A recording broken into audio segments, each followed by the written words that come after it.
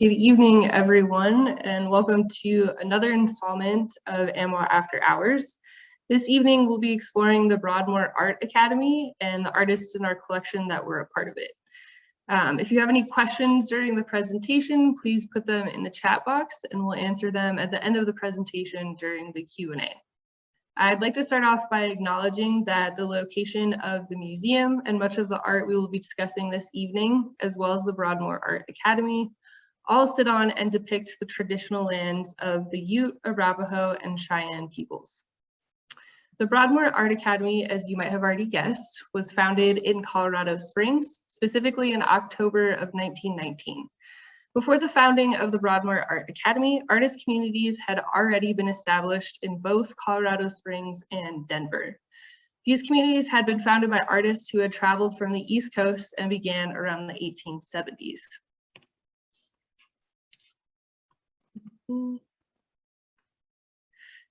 These artists, however, were not the first artists to explore and record Colorado. The first artist to return east with scenes of Colorado Springs was Samuel Seymour, who joined Major Stephen H. Long's expeditionary survey of the Platte River in 1819. To follow, several other artists would join expedition surveys of Colorado Springs area, documenting the sights and scenes they encountered.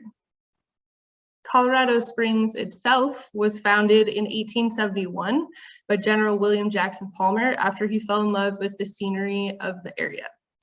Palmer founded the Denver and Rio Grande Railroad, purchasing land to create Colorado Springs as a stop along the railroad's route. Palmer envisioned for Colorado Springs to sort of become a resort town for the wealthy to spend time in refined tranquility. One could argue that the first true art colony in Colorado Springs was founded around the same time as the town itself. In 1872, a fine arts benefit was held to help raise money for a reading room and library. This would help lead to widespread support for the arts across the Springs that would continue for the decades to come. 10 years later, in 1882, the first art exhibition was held and sponsored by women from the local Presbyterian Church, followed by the second exhibition in 1888, which was to raise funds for the Bellevue Sanatorium. Colorado Springs at the time was home to a few different sanatoriums for tuberculosis. The first art school in Colorado Springs would originate from this specific exhibition. This school aimed to match the curriculum of European and East Coast academies, offering classes on painting, drawing from plaster casts, and en plein air drawing or painting, amongst other subjects. And en plein air means to paint out in the landscape outside. By 1912, a school emerged in the Springs, established by two female alumni of the Art Institute of Chicago. Known as the Colorado Springs Academy of Art, this academy organized exhibitions for local artists in both 1914 and 1915. The direct result of which ended up forming yet another artist group in the Springs known as the Colorado Springs Art Club. The two would eventually merge into the Colorado Springs Art Society, and by 1919, it would merge into the newly founded Broadmoor Art Academy. The founding of the Broadmoor Art Academy was largely due to the wealthy couple Spencer and Julie Penrose.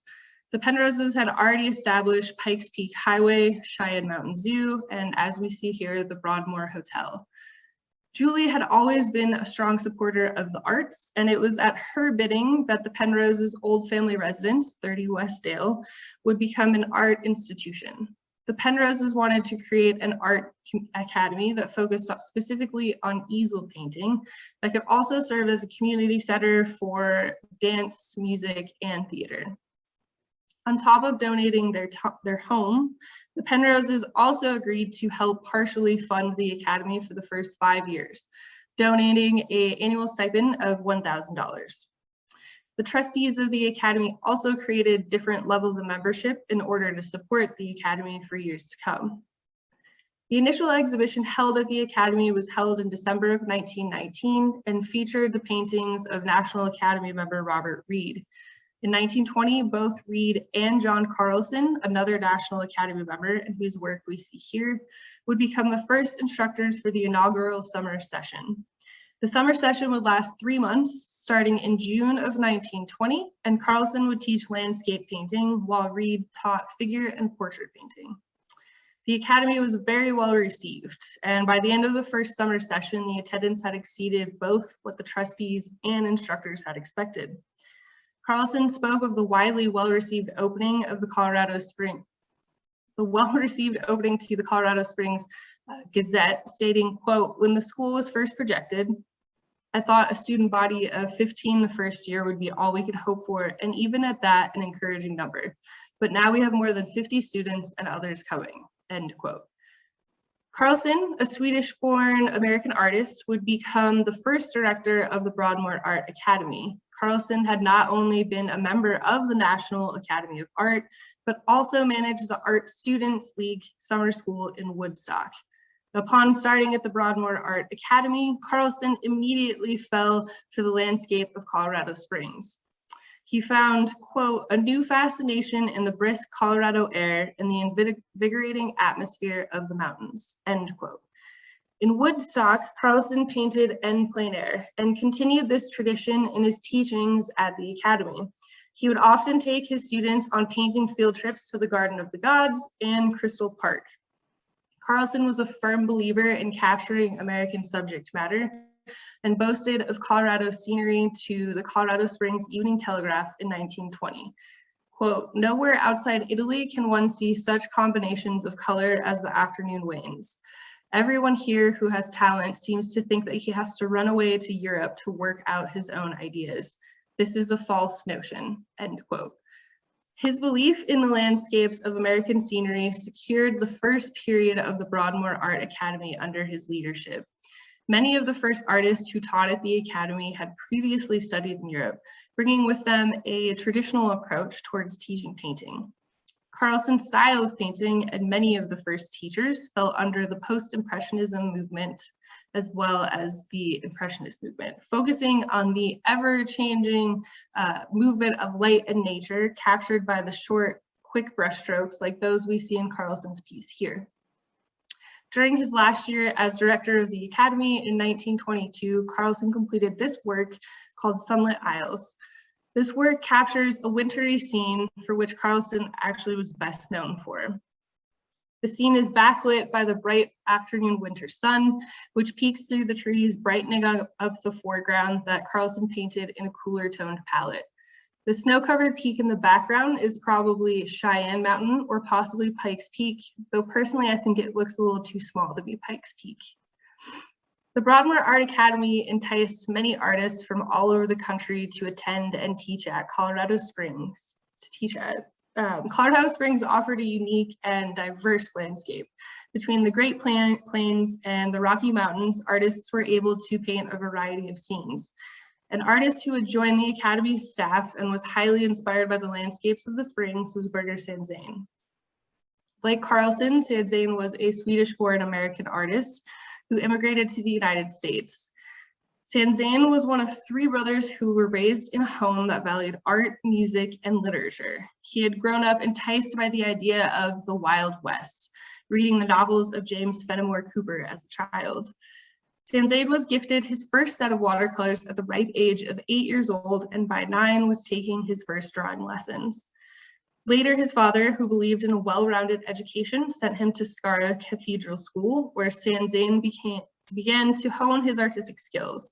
He continued his artistic studies, even applying for Stockholm's Royal Academy of Arts, only to be disappointed to find out that they had no open spaces and a long waiting list.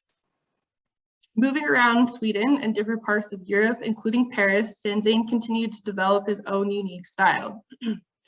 A couple of Sanzane's teachers would introduce him to the work and techniques of Vincent van Gogh, whose technique they used to create strong color intensities, something like we might see here. Sanzane would later develop his own style in America using similar techniques, and this would be the style in which he was best known for. However, he would often be recognized as the American Van Gogh, and he never agreed with this idea because he felt that he was never trying to attempt to emulate the artist. In 1894, Sanzane wrote a letter to the founder of Bethany College in Lindsborg, Kansas, asking if there would be a position for him to employ his knowledge of French and Swedish, tenor singing, and painting and drawing. The two exchanged a few letters, and in just 5 months, he was offered a position to teach at the college in the fall semester. That summer, Sanzane embarked on his journey to Kansas for what was initially just a few-year contract, but would turn into 52 years at the college.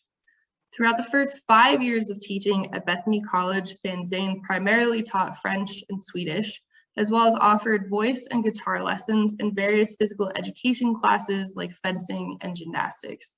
He only assisted the resident art teacher with occasional lessons. Sanzane would first see Colorado during the summer of 1899 while he was passing through on his way to Mexico City, where he sought to learn Spanish and immerse himself in Mexican culture. His initial impression of Colorado was recorded in a short essay he titled "In Mexico." He wrote, quote, "In Colorado, the landscape gradually takes on a different appearance and becomes more desolate and wild," end quote. It wasn't until 1908 that he would officially visit Colorado after accepting an invitation from a close friend to see Colorado Springs, spending 2 weeks there in late July and early August. Having always held a strong interest in geology and rocks, Sanzane spent most of his time in Colorado Springs sketching the mountains, fascinated by the momentum that could have created such large formations. He was known to make notes on the colors he saw on his charcoal sketches to use later as a reference for final paintings. One of his students, Mary E. Marsh, describes Sanzane's process as, quote, "In studying a landscape, he makes as many as 50 sketches of it in charcoal or pencil, followed by studies in color.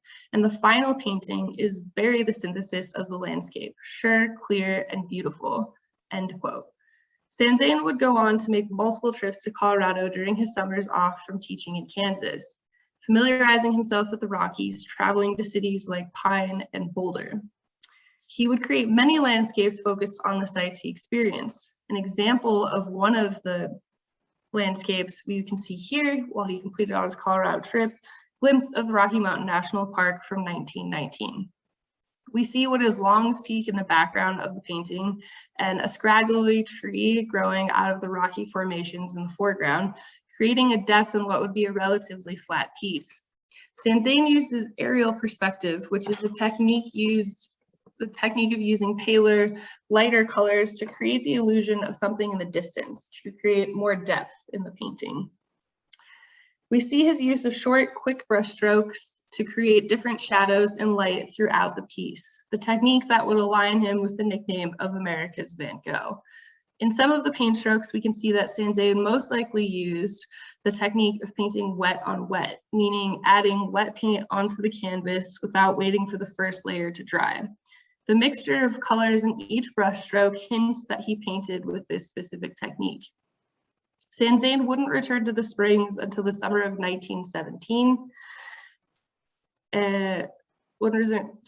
Would then spend the next 7 summers there creating work. Sanzane's favorite place to paint in the Springs was the Garden of the Gods, a landscape that would dominate his work from 1917 to 1924.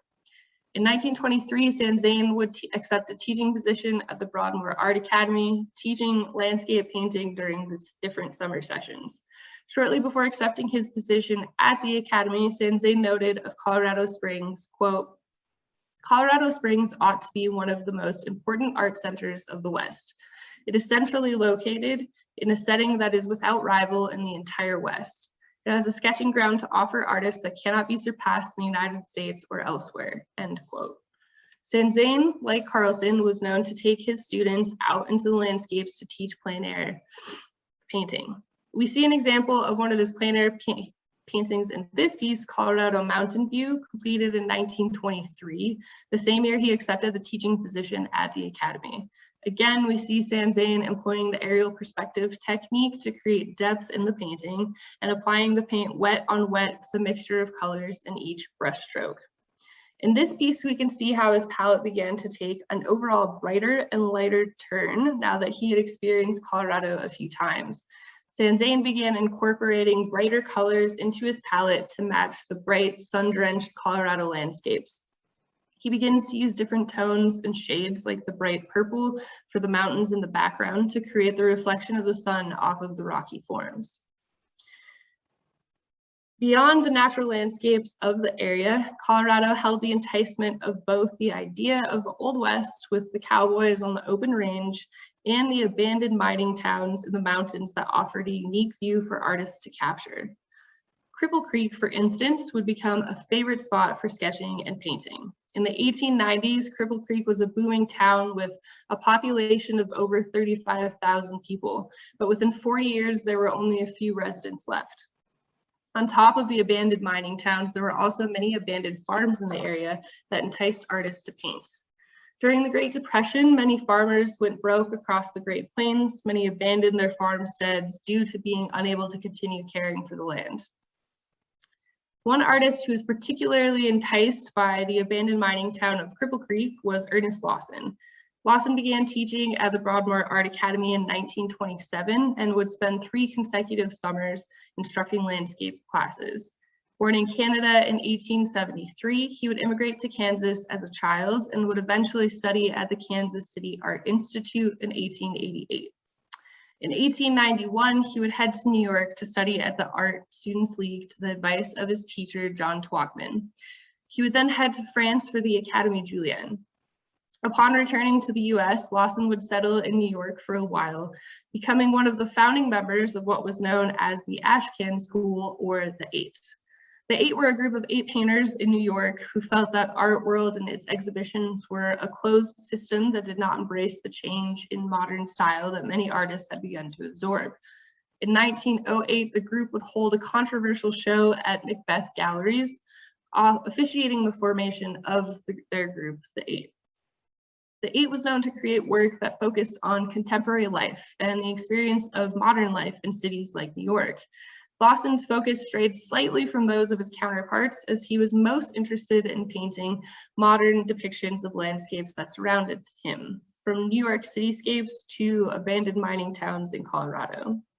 His work was most astonishing for his master of color and light, most likely learned through his influence of Impressionism and Post-Impressionism, rather than the social relevance like the rest of the Eight.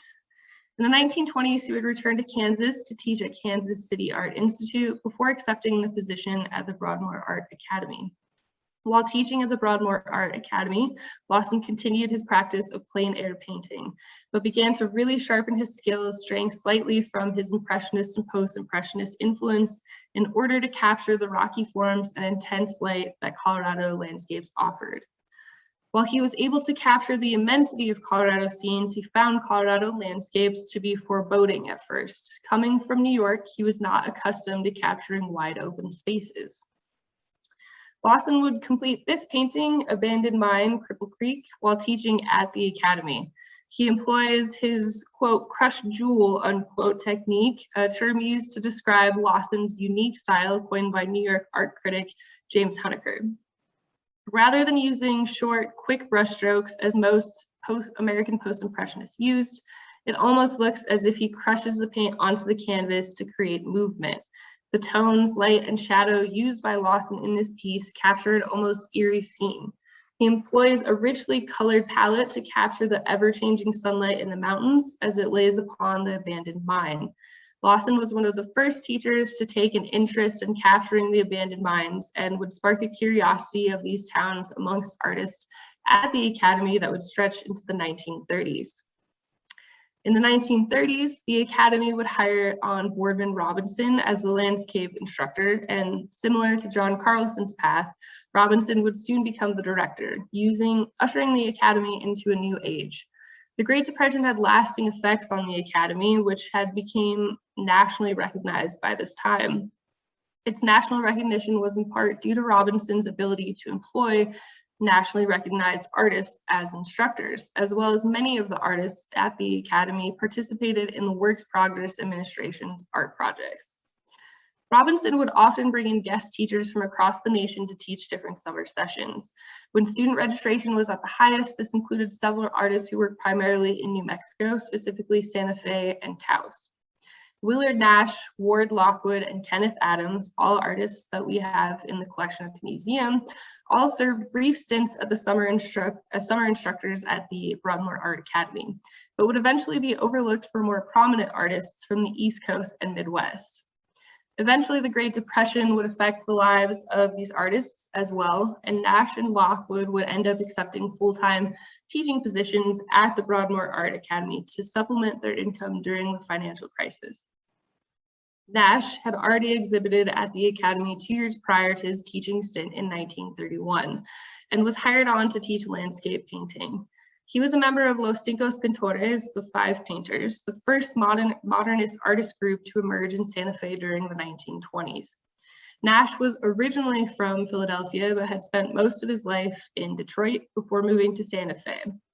Upon forming Los Cinco Pintores, the group began creating exhibitions that they hoped would bring the art directly to the people, hosting the exhibitions at locations like factories. Nash completed this painting, Santa Fe Landscape, most likely before his teaching stint began in 1931. He had started his artistic career in New Mexico with realistic and academic structured paintings, but would quickly outgrow this style. While entrenched in the work of other artists in New Mexico, he began to study under the artist Andrew Dasburg, who introduced him to the work of Paul Cezanne. Cezanne's influence of cubistic forms, angular shapes, and a brighter palette used to capture a landscape can be seen in Nash's work. The way Nash deploys the trees and shrubbery, as well as the angular forms he uses to portray the buildings and mountains, could easily be compared to Cezanne's work, such as this piece from the Barnes Foundation, Gardane Horizontal View from 1885.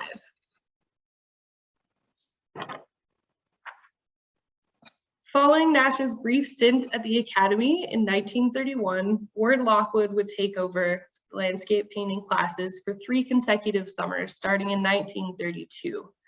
Like Nash, Lockwood also came from New Mexico, but from Taos rather than Santa Fe. Lockwood was originally from Atchison, Kansas, but would eventually leave to study art in Philadelphia, Paris, and New York.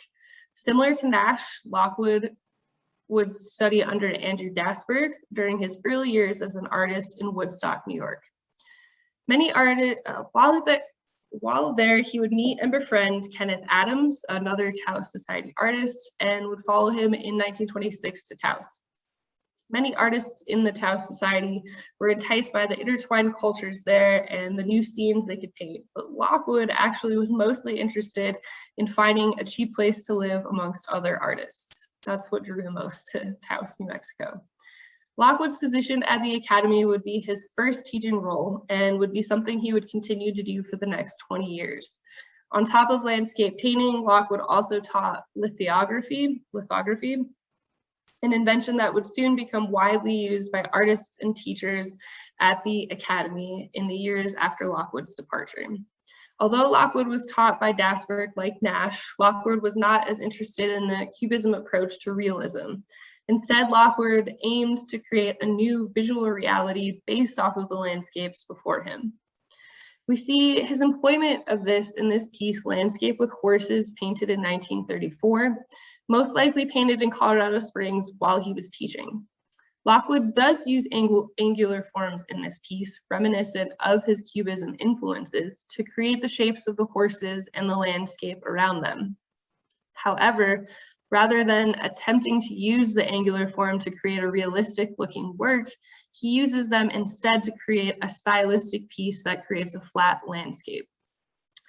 In 1935, the Reagan administration approved the Emergency Relief Appropriation Act of 1935, a bill that would fund the Works Progress Administration, or the WPA. The WPA was created to provide economic relief and jobs to the millions of Americans that had lost their livelihoods.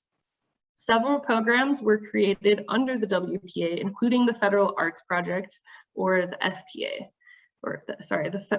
the FAP, which created jobs for artists across the country through commissions of murals for public and government buildings, art classes, and exhibitions to bring the arts to the communities.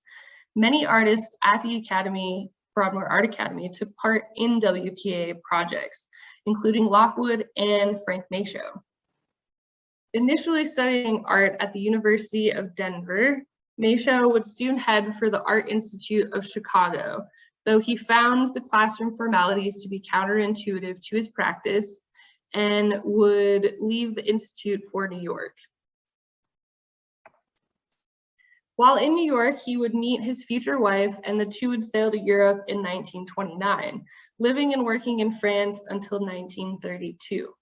While in France, they would take several trips to surrounding countries, including Germany and Italy.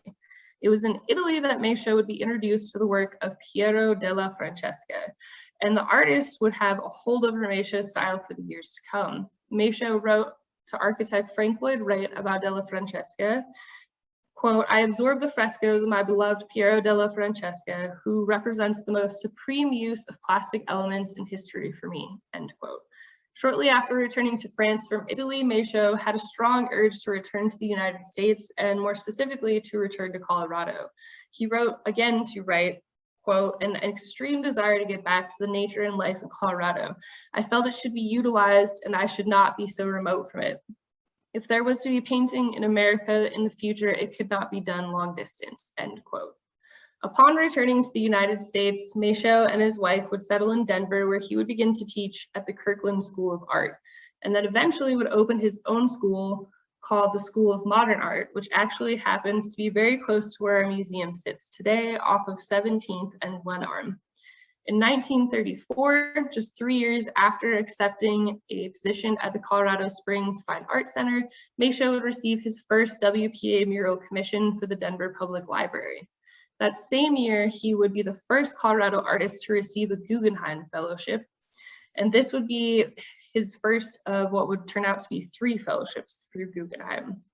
Meisho submitted this particular work, Wild Horse Race, circa 1935, for the renewal of his first Guggenheim Fellowship. We have the opportunity of hearing Meisho's own description, in which he wrote in a letter to Henry Allen Moe, who was the secretary of the Guggenheim Fellowship Program. Meisho wrote of this piece, quote, "What a drama of forms and forces, of colors and textures, and a lightning line sewing cyclone chaos together," end quote. In this painting, we see more of the influence Italian artists had on Meisho with the faceless figures and riders. It's easy to compare these figures to those of Giorgio de Chirico, created in his own surrealist landscapes. De Chirico was another artist whose work Meisho had encountered while in Italy. And unfortunately, a lot of online images of de Chirico's work is copyrighted, so I don't have a comparison of that, but we do have some comparison coming up soon to a Piero della Francesca piece.